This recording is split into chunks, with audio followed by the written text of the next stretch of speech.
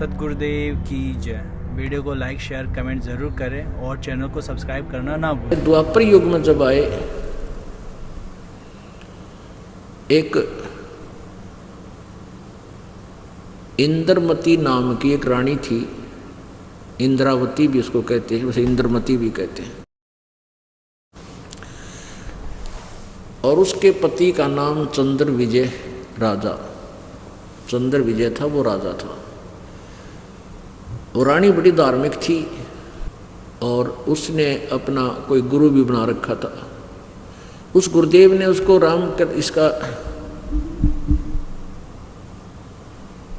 भगवान विष्णु जी के विषय में जानकारी दे रखी थी, शंकर भगवान के बारे में जानकारी दे रखी थी, और जो भी जंतर मंत्र था वो बता रखा था। रोज कराया करती, प्रतिदिन करती थी।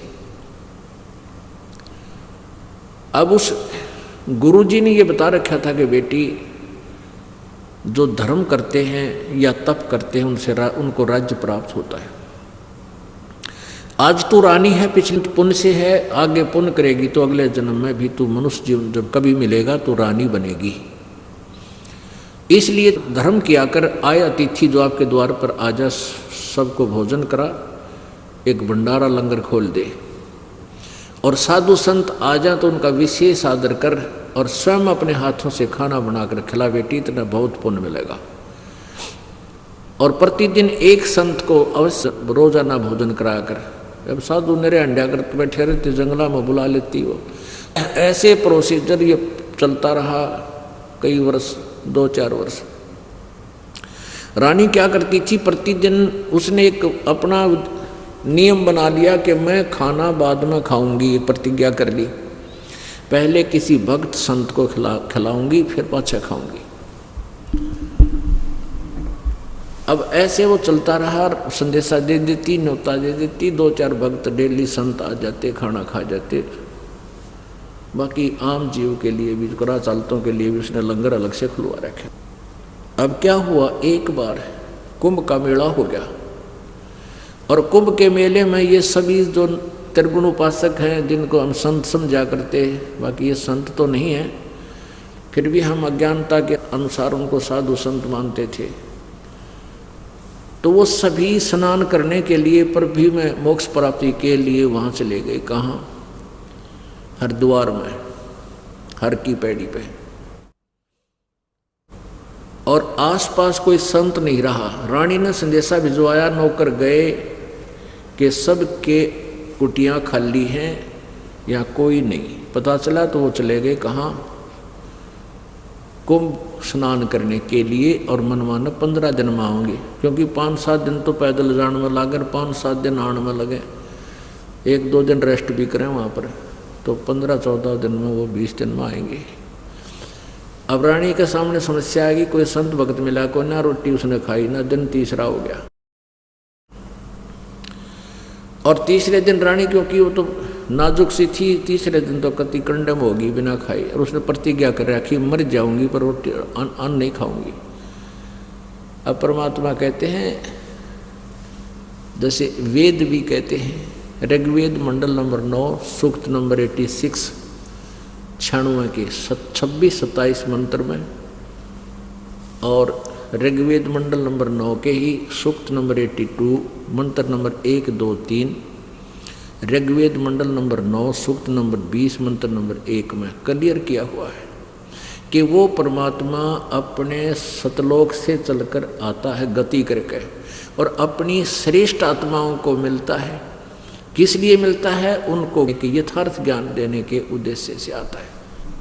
अपने उस गुण के आधार पर, अपने उसी जो मालिक जैसे लीलाएं करता है, उस लीला आधार पे वो इंद्रमती के पास पहुंच गए।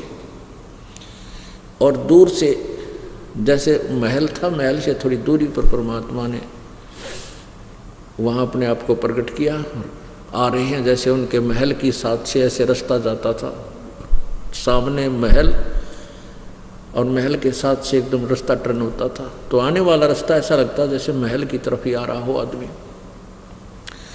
रानी ने अपनी नौकरानी से कहा कि नौकरानी आज देख ले, ढूंढ ले, कोई संत दिखाई दे जाता है।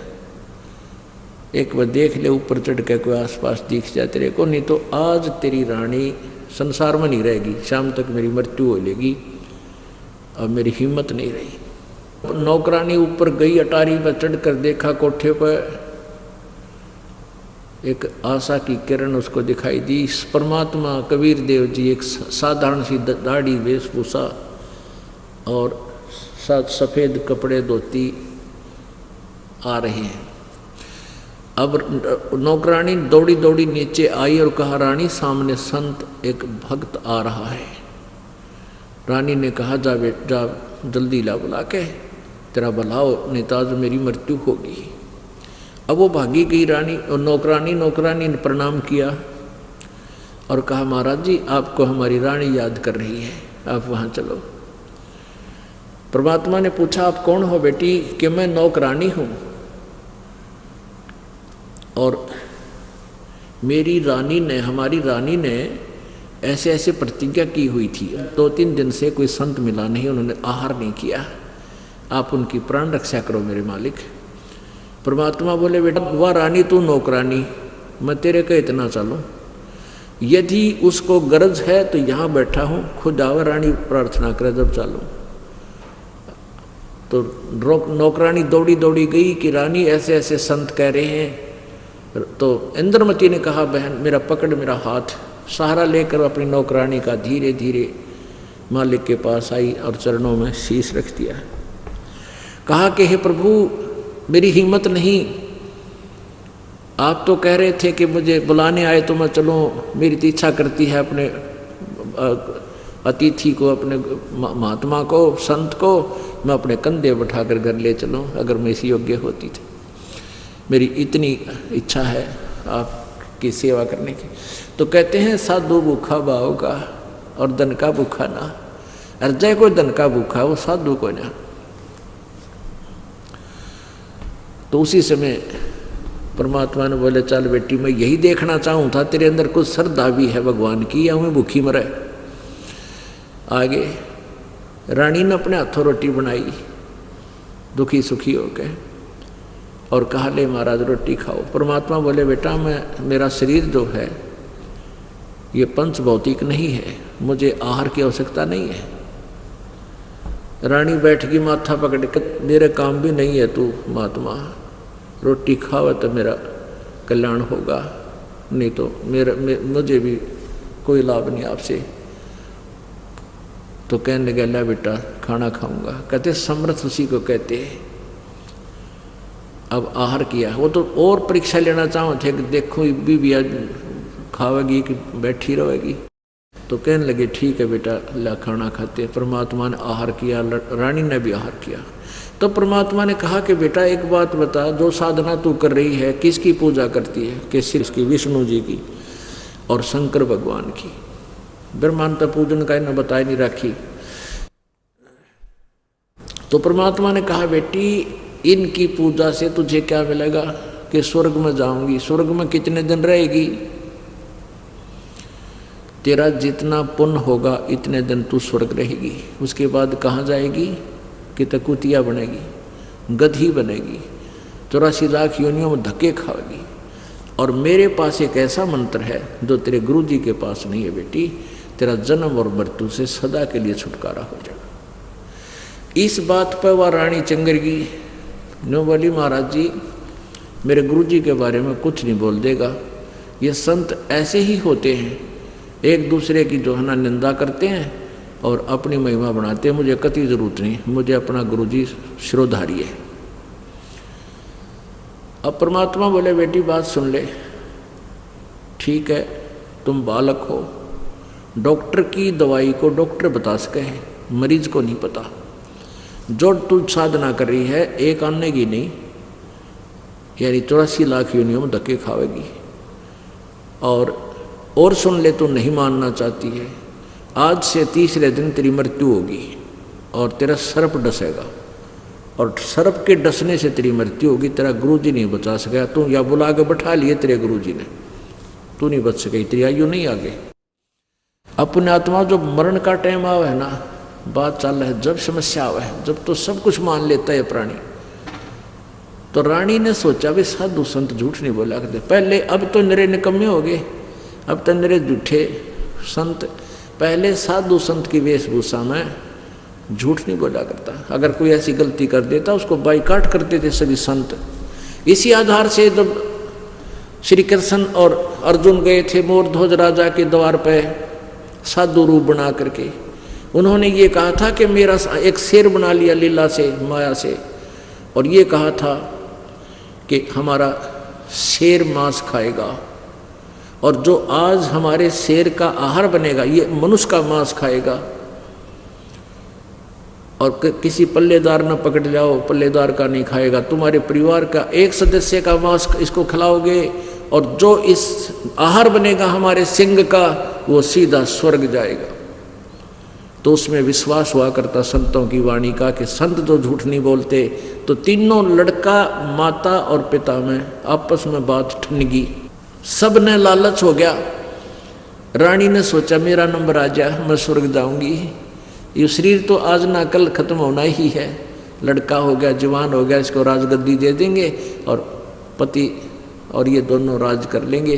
तो इन्होंने कहने लगी महाराज ए ऋषि जी, ये साधु संत, मेरा शरीर काट लो और शेर को खिला दो।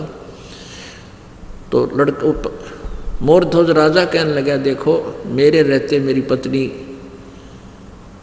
का आहार हो तो मैं अक्षत्रिय हूँ, ये नहीं होने दूंगा, पहले मेरा नंबर आवे। यानी सबका दाव ये था कि साधु जो बोल रहे हैं सच्ची है, जो संत कह रहे हैं ये सत्य है। आज ये शरीर तो जाना है, स्वर्ग मिल जाए इसे सस्ते में। तो लड़के ने सोचा, माँ बाप लागे, पिताजी लगा गया दाव, तो पीछे रह गया। कहने लगा माता पिता, मैं तो आप आज तक आपने पाला पोसा हूँ, 18 साल की उम्र मेरी, मैंने आपकी सेवा क्या की है, मेरा पितर न्यू का न्यू है, तो मैं चाहता हूँ कि मेरा शरीर शेर के काम आ जाए, ताकि मैं अपने माता पिता की जीवन रक्षा करके अपना पुण्य का भागी हो। कहने का दास का ये है कि पहले संतों पर इतना विश्वास हुआ करता जो ये बोल रहा फाइनल है, और ऐसा ही होता था। ये कुबद्दी नहीं थे जितने अब हो रहे। आजकल तो नरे झूठे हैं। हमारे गांव में ना एक बौड़ी सी बेबे थी माई, उसने क्या किया,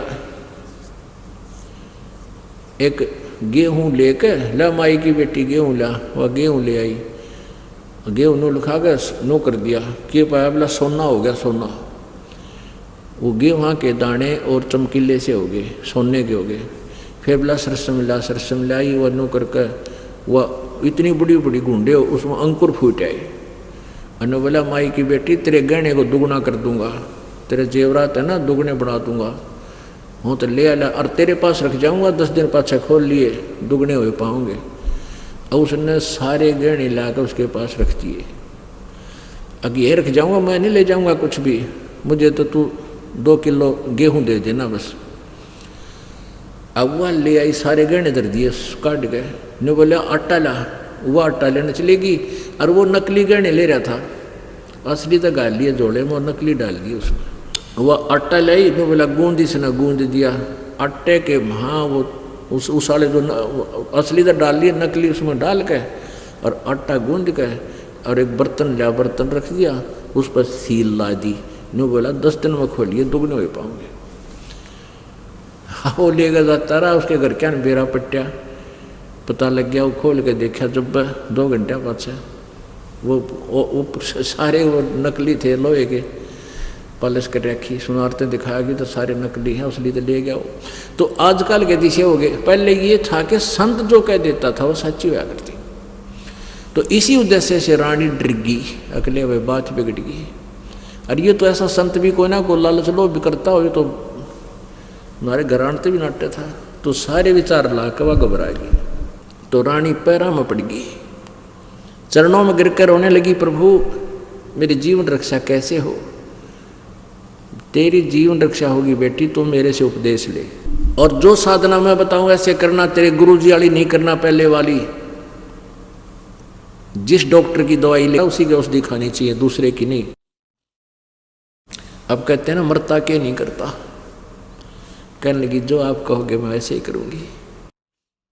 परमात्मा ने कहा कि तीसरे दिन काल आओगा मेरे रूप में, मेरे रूप में काल आएगा, उसको तूने प्रणाम भी नहीं करना है। और जो मंत्र मैंने तुझे दिया इसका सिमरण करती रहना। वैसे तो ये सिर्फ उस दिन के लिए आदेश है। आगे से अगर गुरुजी आ जाए, गुरुजी के रूप में आपको कोई भी दिखाई दे, पहले अपना स्मरण कराए 1-2 मंत्र का, फिर तुरंत चरण छूने चाहिए। तो रानी ने, अब रानी को तो चिंता बन गई। हाँ, फिर कहा कि जब तू वो काल आएगा मेरे रूप में, तो उस समय तू मंत्र का जाप करते रहना 2-3 मिनट। 2-3 मिनट के बाद उसका ओरिजिनल रूप तेरे सामने आ जाएगा बेटा। और यदि मैं हूँगा तो मेरा रूप नहीं बदलेगा, एज इट इज रहूँगा। ये लक्षण बता दिए। अब रानी ने तो चिंता होगी, अब भाई तीसरा दिन काल होगा और मरेगा मारेगा। अब वो मंत्र गणा कर डरती। अब उसने किससे आगे नहीं बताई। वह लेट रही थी सामने, अपने बेड पे लौट रही थी। तीसरा दिन आ गया, आफ्टरनून होगी, दोपहर का बाद हो गया, नहीं हो रही थी। ले इब्तावे आया पड़ा है, इब्ते नहीं आया, इब्तावेगा आज। तो मंत्र अपना माला जाप करे, मंत्र करने लग रही। इतने में आवाज लगाई काल ने। ये द्वापर युग की बातें हैं। द्वापर युग में तो करुणा में नाम से परमात्मा कबीर जी उसमें प्रकट थे। तो उस करुणा में नाम अर्थात कबीर जी के रूप में, करुणा में रूप में काल ने आके आवाज लगाई कि इंद्रमती, ए इंद्रमती। आवाज आने की, काल आ गया और चौकस हो गया, बैठ गिर मंत्र शुरू कर दिया। मंत्र करती रही, सामने देखती रही, प्रणाम नहीं किया उसको। काल कहता है तू बड़ी भगतनी, नमस्कार भी नहीं करती गुरु जी को। वह तो डर गई, उसकी ताक सी ठहर गई, कसाई आ गई। तो उसने सुमन शुरू जारी रखा। तो 2 मिनट के बाद देखा उसका चेहरा ओरिजिनल हो गया। ओछा माथा, काला चेहरा, वो छोटा सा माथा, इतना 2 उंगल भी नहीं, और लंबे दांत, विकराल शरीर। जो काल ने देखा कि हो इसके पास तो कोई शक्तिशाली मंत्र है, और तेरा स्वरूप बदल दिया। कहने लगा अब तो बच गई, इतना फिर देखूंगा। यहाँ काल के लोग की या ये डायलॉग फाइनल होया करे।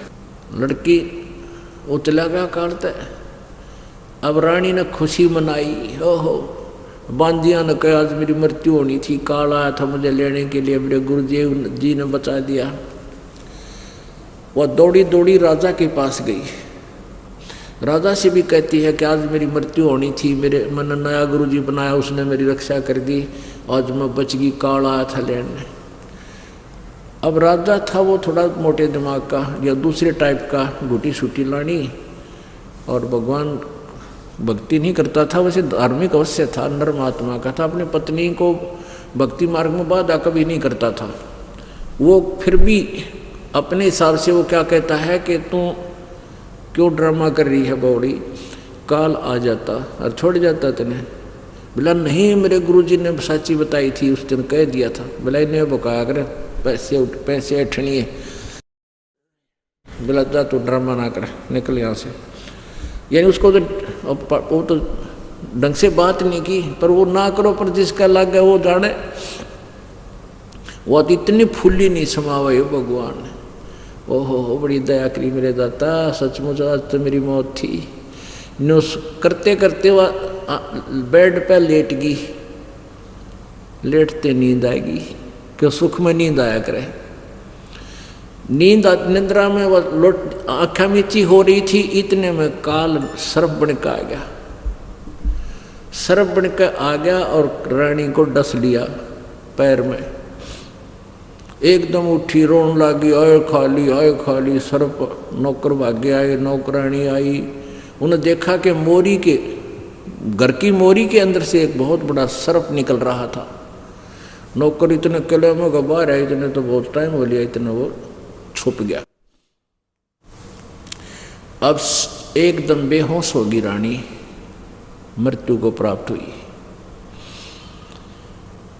अब परमात्मा उसी समय प्रकट हो गए, यानी वो ये पुकार के अचेत हो गई, हे परमात्मा, हे गुरु जी मेरी रक्षा करो, मैं मार दी काल ने, मेरी भूल बन गई मेरे पे, मुझे मेरा मंत्र याद नहीं रहा। परमात्मा वहाँ प्रकट हो गए, राजा भी आ गया, रे सचमुच तो मरे गई। तो परमात्मा ने एक मंत्र सा बोला, लीला कर करी थी, बिरहुली मंत्र बोलते हैं उसको, और वो विष तार दिया, लड़की व रानी जीवित होगी। फूली नहीं समावे को तू भागी भागी फिरे, हे मेरे महाराज आपने मेरी जान बख्श दी। परमात्मा ने कहा बेटी आज तेरी 40 वर्ष की उम्र है, आज तेरा फाइनल था, तेरे आगे आयु नहीं है मनुष्य की, अब मेरे हाथ में है ये तेरी आयु, जब तक तू चाहेगी तब तक तुझे जीवन दूंगा, पर भक्ति करती रहना। 80 वर्ष की उम्र होगी, बुढ़िया होगी, कति ना डलन लाएगी। तब परमात्मा आए कि बोल बेटी अब क्या तेरा सतलोक चलने की इच्छा है? कहाँ जी तैयार बैठी हूँ, कभी ले चलो प्रभु। तेरा किसी में ममता तो नहीं है, पोते में, पोती में, दोते में, दोती में, कार या कोठी में, पति में, बेटे में, जब इतनी भी इच्छा रहेगी ना तुम नहीं जा सकेगी। अंदरमती कहने लगी भगवान आपने ज्ञान ही सा दे रखा है, कति निरीक्षा कर रखी हूँ, और जब इच्छा रहेगी जन्म होगा मैंने का कुतिया अपने कहा कि कड़मा मारेंगे लठिए। तो परमात्मा बोले बेटी बात तो तेरी सारी सच्ची है, ठीक है भक्ति कर, तुझे ले चलूँगा मैं अपने हिसाब से। 1-2 दिन के बाद परमात्मा आए, रानी को दिखाई दे रहे हैं, उनका शरीर से निकाल ले गए सूक्ष्म शरीर में। अच्छा, उससे पहले रानी बार बार कहा करती थी कि हे गुरुदेव मेरे पति ने समझा दो। उस बीच बीच में परमात्मा को रानी कहा करती थी इंद्रमती मेरे पति ने समझा दो। ये बोला आदमी है अच्छी आत्मा का, पर मानता नहीं भक्ति को। अब अपने पति की पत्नी को बहुत चिंता होती है, क्योंकि विशेष रिलेशन होता है। ऐसे ही पति को अपनी पत्नी की होती है। जब पति ने नाम ले रखा है, ज्ञान होगा समझ में, वो न्यों सोचेगा या भी बोली भक्तनी भी आ जा, किसी प्रकार इसका कल्याण हो जा, नाम ले ले। और पत्नी ने ले रखा है तो उसकी पहली ये होती है कि मेरा पति भी नाम ले ले, इसका कल्याण हो जाएगा। क्योंकि अच्छी वस्तु स्वयं मिल जाती है तो अपने पति या पत्नी को आदमी सहयोग देता है, उसमें शेयर करता है। तो परमात्मा कबीर जी कहते थे उस चंद्र विजय को कि राजा नाम ले ले, भक्ति कराया करो। तो वो कहता था जी आपके तो नियम बहुत तगड़े हैं, मेरा अपना नियम है, मन तो पार्टियों में जाना पड़े, बड़ा गुट्टी छुट्टी लानी पड़े, राजाओं के पास में साथ मीटिंग होती है, तो मेरे इतना नंबर। बाकी तेरी चेली ने मैं नटता ना, ये कितना धर्म करो, कितना पुण्य करो, और किसी तरह भंडारे लाओ, मैं इसको मना नहीं करता। कबीर परमेश्वर जी ने कहा कि करुणामय जी ने कहा कि राजन ठीक है पार्टी में जाना कोई मना नहीं करते आप, हम आपको किसी मीटिंग में जाओ, कोई कार्यवश जाना भी पड़ता है, तो वहाँ गुट्टी क्यों लावे, काजू खा ले, किशमिश खा, सेब खा, संतरे खा, खीर हलवा खा, पूरी खा, इस जहर ने क्यों पीवा तू? बोलो ना बस महाराज मैंने ना कहे। दूसरी तीसरी बार जब परमात्मा ने फिर उसको कहना चाहा रानी की प्रार्थना से, चंद्र विजय ने बोला बाबा जी मेरे ताई आज के बाद भक्ति के बारे में मत बोलना, और तेरी रानी ने मैं मना नहीं कर, तेरी चेली ने मना नहीं करता, चाहे कितना भंडारा करे, चाहे सारा खजाना खाली कर दे, ये मेरी अंतिम आदेश है, मेरे ती भक्ति के बारे में मत बोलना। अब परमात्मा कहते हैं कबीर पिछले पाप ते हरि चर्चा ना भावे, हरि चर्चा ना सुहावे, के ऊँगे के उठ चले ना और बात चलावे। तुलसी पिछले पाप ते हरि चर्चा ना भावे, जैसे जबर के बेग ते भूख पैदा हो जावे। जिसके पाप गणे बढ़ जाते हैं उसको पापों का प्रभाव इतना ज़बरदस्त हो जाता है उस प्राणी के ऊपर, जैसे बुखार मलेरिया बुखार वाले व्यक्ति को जबर जिसका हो जाता है उसको रोटी अच्छी नहीं लगती, मनुखा दाल किशमिश भी कड़वी लगती है। ना किशमिश कड़वी है, ना रोटी कड़वी है, ना मनुखा दाग कड़वी है, ना सेब कड़वे है। उसके बुखार ने शरीर की व्यवस्था ऐसी खराब कर दी कि उसने मीठी वस्तु भी कड़वी लगती। तो ऐसे ही जब पाप बढ़ जाते हैं प्राणी के, राम नाम की मनुखा दाग उसने कुनीन कैसी लगे, लेकिन उसका इलाज भी यही है कि रह रहकर उस कुनीन कड़वी होती है, रोग काटने के लिए कुनीन ही खानी पड़ती है, न चाहते हुए भी फांका मारना पड़ता है। ऐसे ही इस परमात्मा की चर्चा ना सुहावे तो भी बार बार सुननी ही चाहिए। ये कुनीन का काम करेगी और रोग काट देगी, पाप नाश करेगी। लेकिन राजा ने ये बैन ला दिया कि मेरा आगे चर्चा ना करना। ठीक है भाई, कोई बात नहीं। अब रानी को ऊपर मानसरोवर है कि यहां पर इस काल के लोक में, उस मानसरोवर पर छोड़ दिया। वहां मानसरोवर में स्नान कराया जाता है, वो लास्ट शरीर वहां छोड़ा जाता है, कैवल्य शरीर होता है। फिर ओरिजिनल शरीर आत्मा का उसको प्राप्त हो जाता है। तो वहां कहा कि बेटी अब तू बता दे, तेरे मन में कोई इच्छा तो नहीं है। अब इंद्रमती कहती है महाराज वैसे तो आपकी ने ऐसा ज्ञान दे दिया, मुझे कोई इच्छा नहीं। ना बेटी फिर भी बता, परमात्मा चाहो थे अपने मुंह तक कह दे एक बार। उनको तो मालूम था कि थोड़ा रह रहा कचरा। नो बोली जी ना बता बता कोई बात है तो। नो बोली जी और तय मैंने कोई ममता कोई ना, मेरा पति है ना बहुत अच्छा आदमी था, बहुत अच्छा व्यक्ति राजा, मेरे को कभी मना नहीं किया, कितना मैंने दान किया, कितना भंडारा कर दिया, और आप भी मुझे उसी के कारण मिले हो। नहीं तो आजकल के पति से निकम्मे हैं, अपनी पत्नी ने झाखड़ भी ना दे बाहर की तय, ना गैर पुरुष ने घर मान दे, और मेरा पति बहुत बढ़िया था। हे गुरुदेव उस पर भी दया कर दो, वो पार हो जाए। परमात्मा बोले बेटी मन मन में सोचा तो तेरे आज्ञा में कितना रो लिया उसने, कब मैं न मानता ही नहीं, ये क्यों करके करूँ। न बोला फिर तू आना 2-4 वर्ष यार रहे इस मान सरोवर पे।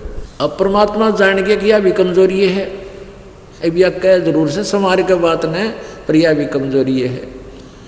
एक बुढ़ा आदमी था बुजुर्ग, और डॉक्टर के पास चला गया। डॉक्टर जी से कहा कि डॉक्टर जी मेरे जो ना शर्म में दर्द रहे से। डॉक्टर ने देखा अस्थिपिंदर साहब है बुढ़ला कति कमजोर। ने बोला बाबा कमजोरी है बुजुर्ग या कमजोरी है, यानी वीकनेस है तेरी बॉडी में, बूढ़ा शरीर है। बोला अच्छा, मैं उठूँ होना जब खड़ा होता हूँ चक्कर आता है। डॉक्टर बोला भाई कमजोरी है। ने बोला जी मेरी पिंडिया में भड़क रहा है, पिंडलिया में। डॉक्टर बोला कमजोरी है। अब बूढ़ा बोला तो डॉक्टर है गम चक्कर है, कि में भी कमजोरी है कमजोरी है, तो यही बात जाने है और कि मैं जानता है कोई ना। अब डॉक्टर बोला बाबा यह भी कमजोरी है, क्यों कमजोर आदमी ने गुस्सा गणाया करे, छो आया ना तूने, ये भी लक्षण कम वीकनेस के हैं। परमात्मा कबीर जी कहने लगे उस लड़की के बारे में, सोचने लगे इंद्रमती के में कि अब ये कह रही है ना मेरा पति ऐसे ऐसे आ जाए तो बहुत अच्छा हो, तो यह भी कमजोरी है इसमें, या पार होना दे इसने। परमात्मा ने बोले मैं जाता हूँ। पर क्या हुआ, कबीर जी ने कहा कि बेटी अब वो लगभग 90 वर्ष का हो चुका है, अब उसकी मृत्यु होगी और उसकी वो दुर्गति होगी, देखेगा उसको जनता देखेगी। अब राजा क्या हुआ, रानी की मृत्यु के 1 महीना लगभग कुछ दिन पश्चात वो राजा बाहर से आया, हाथी से नीचे उतरा और चौक में आते ही चक्कर आकर के गिर गया, अचेत हो गया। अब वो टाइम आ गया उसकी टिकट कटने का। परमात्मा कहते हैं तू जाने मेरी ऐसे निभाएगी, ये तो हरदम लेखा भरना रे। परमात्मा कबीर जी की वाणी में है कि तूने सोचा मेरे न्यू ठाठ रहेंगे, क्योंकि अच्छे घर में भी सुख है, पैसे भी हैं, घुट्टी लाने भी पूरा व्यवस्था है, तूने सोचा न्यू ठाठ रहेंगे, ये तो तेरा समय इतना है, संस्कार तो अभी तक रहोगे और फिर यह मृत्यु होगी, सदा नहीं रहेगी ऐसे ये ठाठ। वैसे तो जैसे बालक है फिर युवा हुआ, जवानी भी सदा नहीं रहती, फिर वृद्धावस्था आती है और वृद्धावस्था तो फिर जी क्या झाड़ हो जाता है। तो परमात्मा कहते हैं कि सदा नहीं निभाएगी ऐसी, तो सोचा मेरी ऐसे निभाएगी, हरदम लेखा भरना रे। अब क्या हुआ, यम के दूत आगे और सूक्ष्म रूप में अंदर से उसकी जुबान बंद कर दी, अचेत कर दिया, उसको इतनी पीड़ा दे रहे, उसको मार मार कर लठ भाले ठोक रहे हैं उसके उस जीव को, उस शरीर छुड़वाने के लिए। अब कोई किराए के मकान पर भी रहता हो ना, अपना मकान तो बहुत बड़ी चीज़ होती है, किराए के मकान पर भी कोई ले रहा हो और एकदम मकान मालिक कह दे इसने कल खाली कर दे, वो खाली नहीं करे तोड़ा ने कहा देखूंगा, दुख होता उसको बड़ा, गिले में अच्छा सेट हो रहा था, ये तड़के फिर कल फिर उठाने पड़ेंगे बर्तन, तो वो भी ना छोड़ कर राजी, किराए वाला भी। तो और इसमें तो ये परमानेंट मान रहा शरीर ने, ये तो छोड़ना बड़ी मुश्किल से, तो उसका लठ मार मार के भाले ठोक ठोक के अंदर से सूक्ष्म शरीर में पीड़ा बहुत होती है, तो उसको परेशानी पैदा कर रखी। और वो अंतिम सांस लेने ने खिंच खिंच के राजा और टट्टी और पेशाब उस अफलातून की दोनों निकल गई उस राजा की। अब परमात्मा ने कहा रानी देख बेटी, वो तेरे उस शेर की दुर्गति हो रही, जब तराम नाम लिया नहीं, अब के बिरान मिट्टी हो रही है बेटी, के करा, दुनिया मानती नहीं, जनता का के करूँ मैं। अब रानी ने देखी जब अपने पति की दुर्गति, आंखों में पानी आ गया, कहने लगे भगवान अब आप जानो, आपका काम जाने, बतेरा आपने बहुत समझाया, मैंने भी बहुत कहा पर नहीं मान्या वो, देख लो दया कर दो मेरे दाता, आपका बच्चा है। अब परमात्मा ने बेरा था या मरेगी इसकी गेला, जयू छूटेगा जो पार पड़ेगी इसकी, ना तो यह भी रह जाएगी यहीं पर। तो वहीं से परमात्मा आए सेकंड के अंदर पहुंचूंगा क्षण एक में, एक क्षण में वहां आकर खड़े हो गए चौक में। यम के दूता ने देखे भगवान आगे, वो उड़ गए जैसे चील, ये गिरज उड़ जाती है मुर्दे पर तय, ये पक्षी कौवे उड़ जाते हैं, दूर आकाश में खड़े हो गए।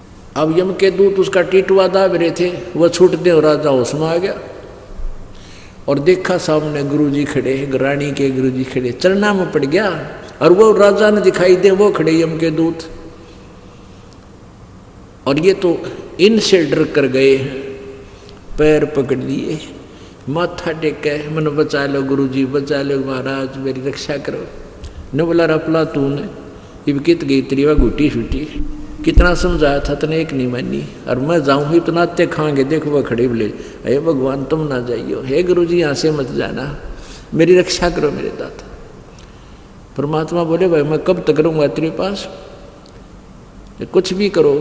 परमात्मा बोले भाई आज फिर वाई बात आज है, नाम लेना पड़ेगा तने, नाम ले लूँगा जी, मैंने नाम दे दो, दीक्षा दे दो, मेरी जान बचा दो। आज नाम उसने मीठा लग गया, जब देख लिया ना टिकट भी कट ली, रात भी गया, तेरी दुर्गति भी करेंगे, ये गेर के कुटेंगे उड़ा, तो उपदेश ले लिया। न्यू बोला बेटा 4 साल तेरे मैं अपनी तरफ से बढ़ा रहा हूँ, तेरी उम्र नहीं है, अरे 4 साल में जब भक्ति डट के नहीं करी ना, ये फिर आऊँगे यम के दूत। अब उसने ताख्या देख लिया और नज़ारा, नाम लिया, खूब डट के भक्ति करी, सब बच्चों को छोड़ दिया राजपाट, 4 साल के अंदर खूब भक्ति की परमात्मा की। कहते हैं जीवन का थोड़ा ही बला जब सत सुमरण हो और लाख वर्ष का जीवन लेख को, तब परमात्मा ने उन दोनों का मोक्ष किया। बोलो सतगुरुदेव।